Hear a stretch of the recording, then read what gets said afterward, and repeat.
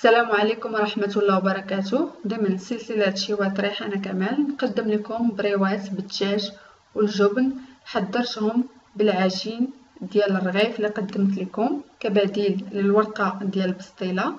نخليكم مع المقادير وطريقة التحضير. الحشوة كتبقى حسب الرغبة.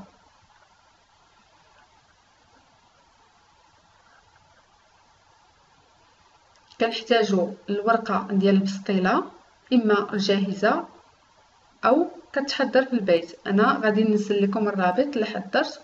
والحشوه ايضا كتبقى حسب الرغبه، اللي عباره عن كفته ديال الدجاج وجزر وبصل والتوابل والزعتر والفرماج وصلصه حاره. كنحتاجو الزبده مذابه وبياض البيض. كنقسم الورقه ديال البسطيله من النصف، كندهنها مزيان بالزبده المذابه. ضروري ما كتدهن مزيان.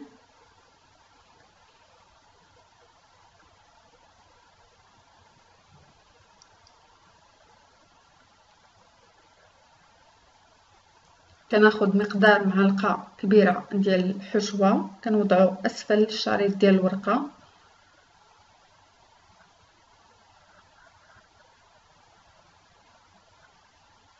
كنقلب الورقه على الحشوه، كنبدا في اللف.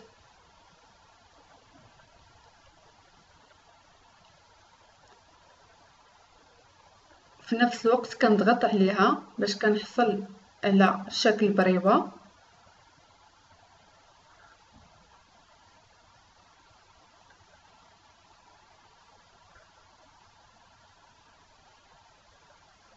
كندهنها ببياض البيض وكنزول الفائض اللي كيبقى ليا في الاسفل ديال الورقه. ندهنها مزيان بالبياض باش كتلصق. كنتاكد انها لصقات.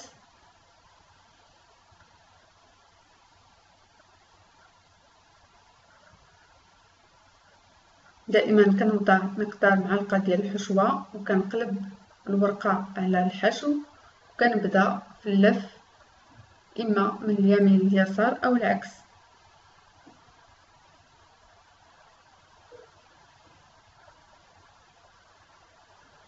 كنستمر بهذه الطريقه حتى كنتهي.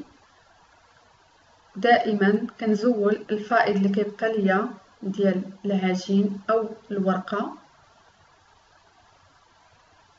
نحاول ما نقطعش المكان اللي فيه الحشوه. كندهن ببياض البيض.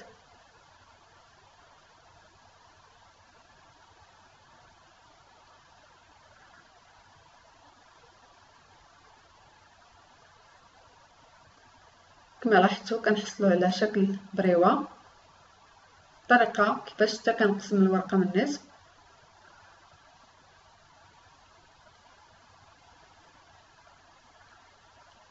انا غادي ننزل لكم الرابط ديال تحضير العجين ديال الرغيف كبديل للورقه ديال البسطيله وسط الفيديو، ولا غتلقاو الرابط اسفل صندوق الوصف. دائما كندهنو مزيان بالزبده المذابه. كنوضع مقدار معلقه ديال الحشوه.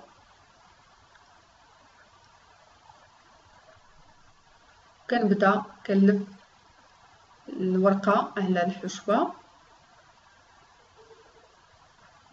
كنشكل منها بريوه على شكل مثلث بهذه الطريقه حتى كنتهي.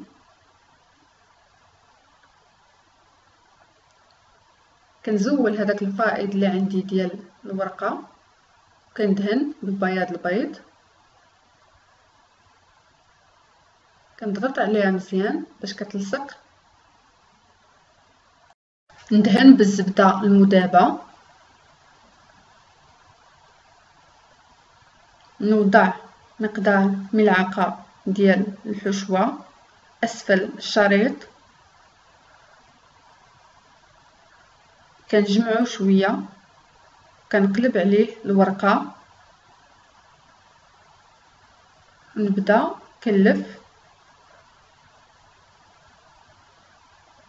نحاول نضغط في كل زاوية بالأصابع باش كنتحكم فيها،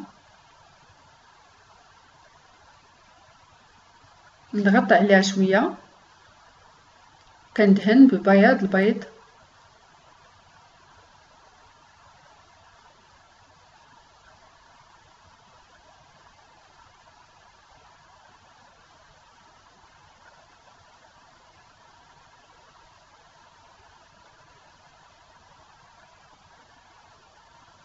إلا لاحظت كاين شي فائض ديال العجين ولا الورقة كنقطعو بالمقص،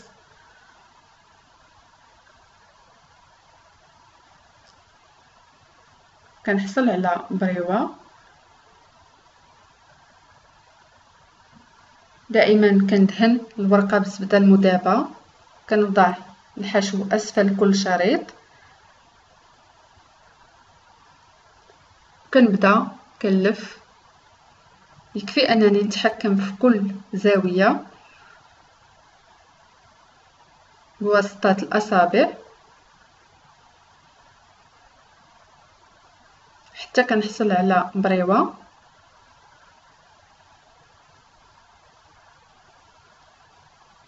دائما كنزول إلا كان عندي شي فائض ديال العجين. يمكن لكم تدخلوا في هذاك المكان اللي كيكون على شكل جيب، انا كنفضل نقطعو او كنقلبو في الجهه اللي كتكون بالاعلى. يكفي انني كنلصقو ببياض البيض باش ما كيتحلش في القلي.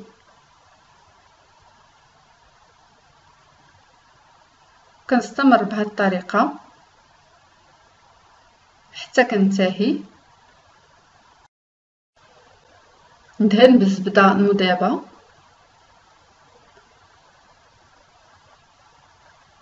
كناخد الحشوه كنوضعها اسفل الشريط، كنقلب عليه الورقه وكنبدا كنلف.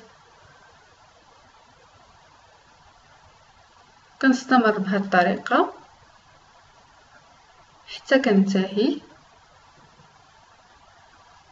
كفي انني نتحكم في كل زاويه،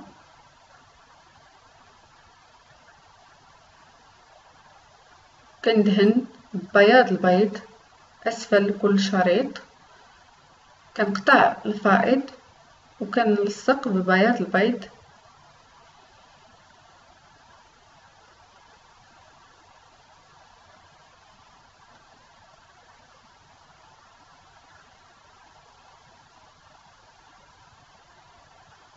حتى كنحصل على بريوه.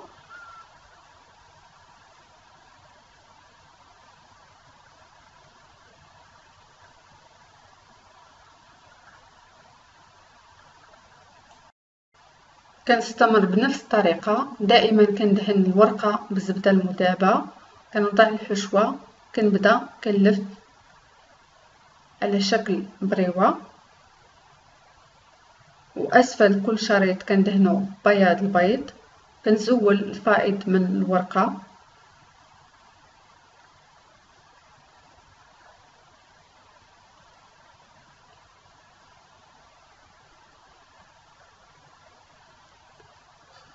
الى عجبكم فيديو انضموا لقناتي وبارطاجي الفيديو باش تعم الفائدة للجميع.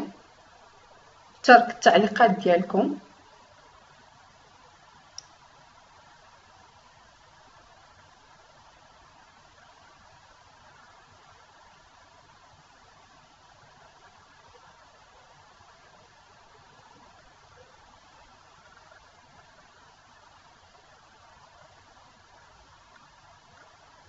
دائما كتدهن الورقة بالزبدة المذابة، وكنوضع الحشوة وكنبدا كنلف الورقة مع الحشو حتى كنحصل على بريوة.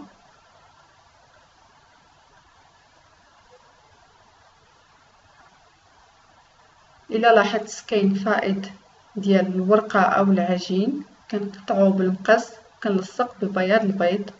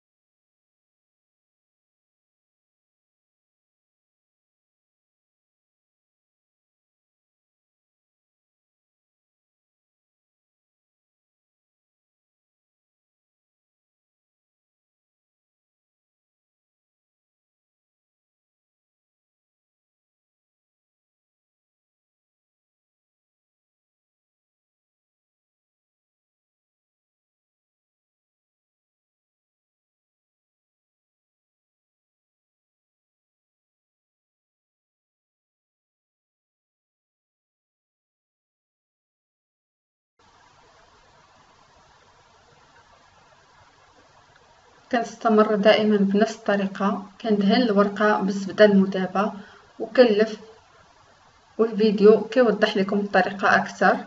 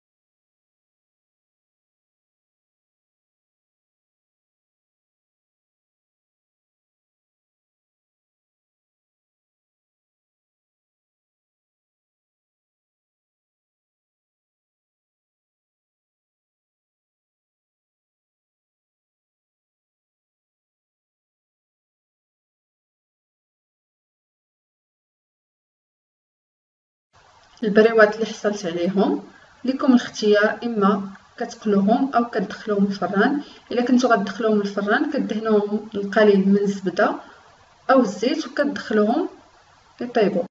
كنحتاج لا شابليغ، بيضه كامله كنخفقها،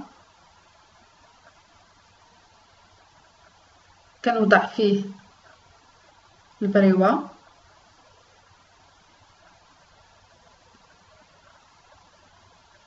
وكنمررها في لاشابليغ. لاشابليغ هو الخبز اللي كيكون يابس كيطحن كيتغربل. كنمررها مزيان من كل الجوانب، كنتبع نفس الطريقه حتى كنتهي. كنمرر في البيض ومن بعد في لاشابليغ. كنحتاجو الزيت باش غادي نقليهم، وما كياخذوش الزيت نهائيا بفعل البيض ولا شابليغ، يعني الوصفه رائعه. كنمررها في لاشابليغ